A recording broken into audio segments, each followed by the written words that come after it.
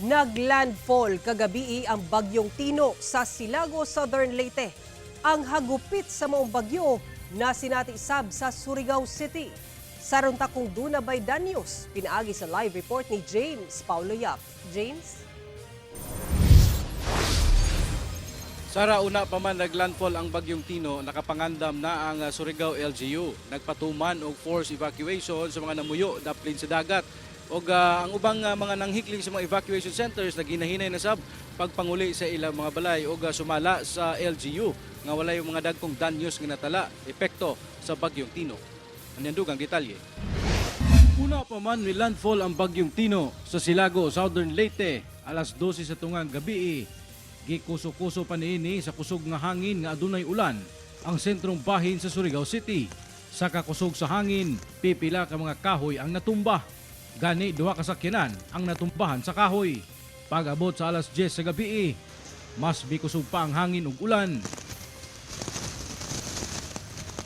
Gani halos luparon ang atop sa usa ka gym sa evacuation center.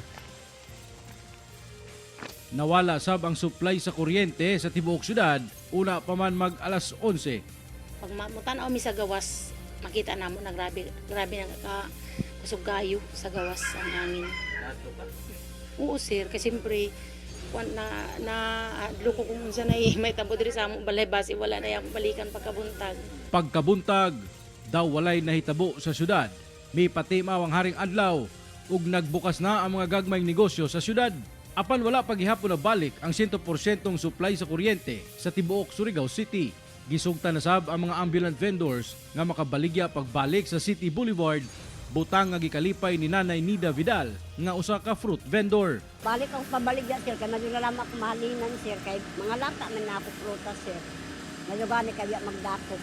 Dili sa barangay Washington, kung nasa Daplin lang sa dagat, hinahinay na nga mibalik sa normal ang pagpamuyo sa mga residente dinhi.